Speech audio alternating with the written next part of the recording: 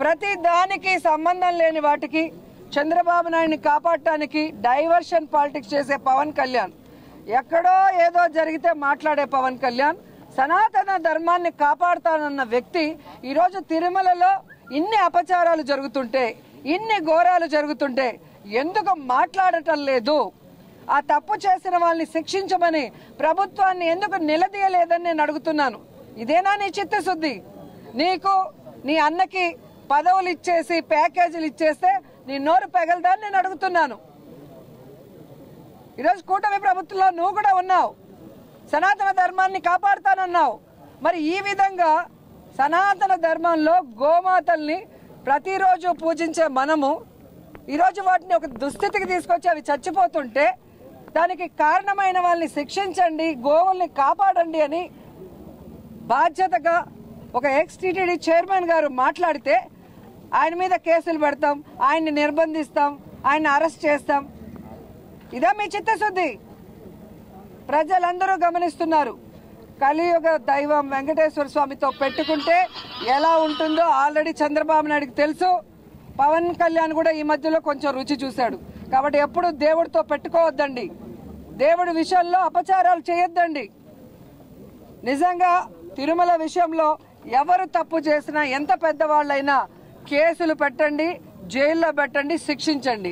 అంతేగాని జరుగుతున్న వాటిని నిరూపించిన వ్యక్తిని ఈ విధంగా తప్పుడు కేసులు పెడతామని నిర్బంధించి భయపెడితే ఎవ్వరు కూడా ఇక్కడ భయపడే పరిస్థితి లేదు అని కూడా ఈ సందర్భంగా తెలియజేసుకుంటూ ఇప్పటికీ అదే మాట మీద ఉన్నాం. మీరు చెప్పినట్టుగా కరుణాకర్ రెడ్డి గారు ఒక్కరినే రమ్మన్నా వస్తారు, మమ్మల్ని అందరినీ రమ్మన్నా మేము వస్తాము. అక్కడ గోవులు, ఆవు దూడలు చనిపోతున్నది నిజం. వాటిని సంరక్షించకుండా గాలికి వదిలేసింది నిజం. వాటిని సంరక్షించాలి, ఆ గోవుల మరణానికి కారణమై అయిన వాళ్ళని శిక్షించాలి, అరెస్ట్ చేయాలని కూడా డిమాండ్ చేస్తున్నాం. అదే చెప్తున్నాను కదా, వచ్చి ఆయన కూటమి ప్రభుత్వాన్ని నిలబెట్టాను అన్నాడు కదా. ఆ ప్రభుత్వం చేసే తప్పుల్లో భాగస్వామ్యం పవన్ కళ్యాణ్ కూడా ఉంది. వాటికి ప్రాయశ్చిత్తంగా తిరుమల మెట్లన్నీ కడగమనండి. ఆ రోజు కడిగాడు కదా, తిరుమల లడ్డూలో ఏదో జరిగిందని అబద్ధాలు వీళ్ళే చెప్పి వెళ్ళి దుర్గమ్మ మెట్లు కడిగారు కదా. ఇప్పుడు ఇక్కడ ఇన్ని జరిగాయి కదా, కొండ మీద మర్డర్ జరిగింది, చెప్పులు వేసుకొని తిరుగుతున్నారు, డ్రోన్ కెమెరాలు తిరుగుతున్నాయి, బిర్యానీలు అమ్ముతున్నారు, గంజాయి అమ్ముతున్నారు, గోవులు చనిపోతున్నాయి. దీనికి ప్రాయశ్చిత్తం 7 కొండల్లో ఉన్న మెట్లు కడగమనండి పవన్ కళ్యాణ్ని. తప్పు చేసిన పాలక మండలిని అలాగే అధికారులని శిక్షించమని కూడా డిమాండ్ చేస్తున్నాం. అందరికీ నమస్కారం. అయితే ఇందాక నేను రోజా గారి ఒక వీడియో చూసాను అనమాట. ఆవిడ కొన్ని రకాలైతే వ్యాఖ్యలు అయితే చేస్తున్నారు. అవి ఏంటి అంటే, ఆవిడ ఎక్కడి నుంచి మొదలు పెట్టారు అని అంటే, తిరుపతిలో గోమాతలు చనిపోయిన దగ్గర నుంచి, తిరుపతి లడ్డు దగ్గర నుంచి ఎక్కడెక్కడో ఏం మాట్లాడింది. సో ఇవన్నీ మాటలు మాట్లాడినప్పుడు రోజక్క కలియుగ దైవము అని చెప్పేసి అంటున్నావు కదా. తిరుపతి వెంకటేశ్వర స్వామి కలియుగ దైవం అని తెలుసు. అక్కడ ఉన్నటువంటిది విగ్రహం కాదు, సాక్షాత్తు ఆ వెంకటేశ్వరుడు సంగతి మాకందరికి తెలుసు. బహుశా నీకు తెలియకపోవచ్చు. ఎందుకు అనంటే, నువ్వు పదవిలో ఉన్నప్పుడు ఎంతమందిని టికెట్ బ్లాక్ లో తీసుకొని దర్శనం చూపించావు. సో ఎలా అడ్డదావలో కొన్ని లక్షల కోట్లు సంపాదించావు మాకు తెలుసు, ఆ వెంకటేశ్వర స్వామికి తెలుసు. కాబట్టి నిన్ను ఒక జీరో చేసి బయటికి తరిమి నెట్టేశాడనమాట. అర్హురాలు కాదు కాబట్టి. సో ఈ రోజు నువ్వు పదవిలో ఉన్నప్పుడు ఎప్పుడైనా గోమాతల గురించి ఎప్పుడైనా మాట్లాడావా? నువ్వు అసలు తిరుపతిలో గోవులు అనేటివి ఉన్నాయి, ఒక్కసారైనా మనం సందర్శిస్తాం అని ఎప్పుడైనా అనుకున్నావా?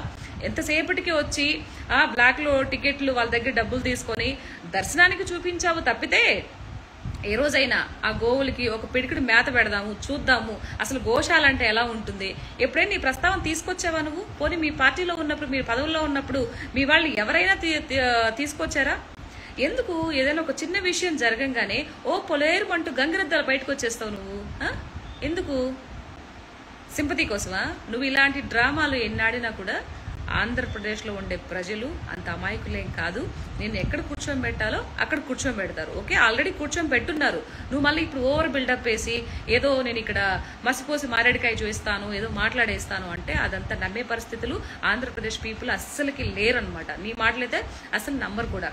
సో ఇంకోటి ఏదో మాట్లాడుతున్నావు, కలియుగ దైవం వెంకటేశ్వర్లు చూస్తున్నాడు, అందుకే పవన్ కళ్యాణ్ గారికి రుచి చూపించారు, ఆల్రెడీ చంద్రబాబు నాయుడు గారు కూడా చూశారు అని చెప్పేసి అంటున్నావు. నాకు ఒకటి అర్థం కాదు. అంటే పవన్ కళ్యాణ్ గారికి చూపించారు అని అంటే ఏంటి నీ ఉద్దేశం? మన మార్క్ శంకర్ పవన్ కళ్యాణ్ గారి అబ్బాయికి అక్కడ చదువుకుంటున్నప్పుడు అక్కడ జరిగి ఇన్సిడెంట్ గురించి మాట్లాడుతున్నావు కదా నువ్వు, అవునా? అంటే పిల్లలను కూడా వదిలిపెట్టవా నువ్వు? దానికి ఏది నీ నోటికి ఏది అనుసరించాల్సి వస్తే అది అనుసరించేస్తావా? సరే, ఓకే, పవన్ కళ్యాణ్ గారు సరిగ్గా లేరు కాబట్టి కొడుకు జరిగిందని అంటున్నావు. సో అక్కడ చాలా మందికి జరిగి చాలా మంది ఇబ్బంది పడ్డారే. పవన్ కళ్యాణ్ గారి కొడుకు ఒక్కరికే జరగలేదా అక్కడ? మరి వాళ్ళు ఏం చేశారు చెప్పు సమాధానం. నోరుంది కదా అని చెప్పేసి ఇష్టం వచ్చినట్టు మాటలు మాట్లాడబాకు. నువ్వు తిరిగి మళ్ళీ పదవిలోకి రావాలి, ప్రజలకి సేవ చేయాలి అని ఒక దృక్పథం, ఒక ఇది నీలో ఉంటే అది ఎలా సంపాదించుకోవాలి, ప్రజల నుంచి ఆ యొక్క ఇదిని మనం ఎలా తీసుకోవాలి అనే దాని గురించి ఆలోచించు. అంతేగాని అడ్డమైన మాటలన్నీ మాట్లాడి ఎవరి మీద ఇది చేస్తే బాగుంటుందా, ప్రభుత్వం మీద ఎలాంటి మాటలు మాట్లాడితే ఎలాంటి బురద జల్లితే బాగుంటుందనే ఒక నేపథ్యంలో అయితే ఇలాంటి మాటలు మాట్లాడక నేను నిజంగా స్పష్టంగా నీకు తెలియజేస్తున్నాను. సో ఇలాంటి మాటలు ఇంకొకసారి ఎప్పుడు మాట్లాడుకో. నీకు నిజంగా చిత్తశుద్ధి ఉంటే ఏం జరిగిందని వెళ్ళు, చూడు అక్కడ ఎందుకు గోవులు చనిపోయాయి, సో ఏంటి ఇలాంటి పరిస్థితి ఎందుకు వచ్చింది అని ఒక ఏందో అంటారు కదా, దాన్ని ఏమంటారు, నీకు చిత్తశుద్ధి ఉంటే ఈ విధంగా చెయ్యి. ఈ విధంగా చేస్తే నువ్వు గెలవడానికి స్కోప్ ఉంటుందేమో తప్పితే ఎంతసేపటికి ఎంతో అభివృద్ధి పదంగా ముందుకెళ్ళిపోతున్న ప్రభుత్వం మీద ఇలాంటి కట్టుకథల మాటలు మాట్లాడి ఇది చేయాలి అనుకుంటే సో నీ ఎప్పుడు నువ్వు అక్కడ గెలవడానికి కానీ నీ స్థాయిని ఎప్పుడు ఉనికిని కానీ నువ్వు మళ్ళీ తిరిగి ఏర్పరచుకోలేవు. నేను చెప్తున్నా, నీకు చాలా అనుభవం ఉంది. సో ఎమ్మెల్యేగా మంత్రిగా కూడా పనిచేసావు. ఇప్పటికైనా సరే ఒక చిత్తశుద్ధిగా వ్యవహరించడం నేర్చుకో. నోరుంది కదా అని చెప్పేసి ఎటు మాట్లాడితే అటు మాట్లాడబాకు. ముఖ్యంగా పవన్ కళ్యాణ్ గారి గురించి మాట్లాడే అర్హత నీకు లేదు. చాలాసార్లు అన్నావు నువ్వు అంతకుముందు నువ్వు పదవిలో ఉన్నప్పుడు.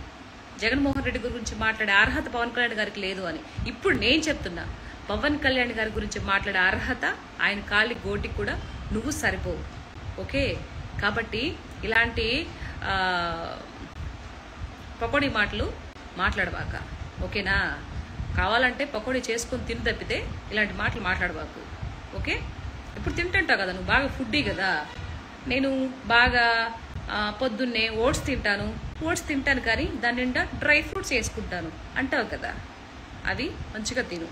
పీతలు, రొయ్యలు, చేపలు ఇవన్నీ తిను. ఇవి తినడానికే నువ్వు పుట్టినవు, అందుకే దేవుడు నిన్ను పుట్టించాడు. అంతేగాని నువ్వు ఆంధ్ర ప్రజల్ని ఏమి ఉద్ధరించడానికి ఏమి పుట్టలేదు. కాబట్టి ఇలాంటి మాటలు మాట్లాడడం ఇకనైనా మానేసి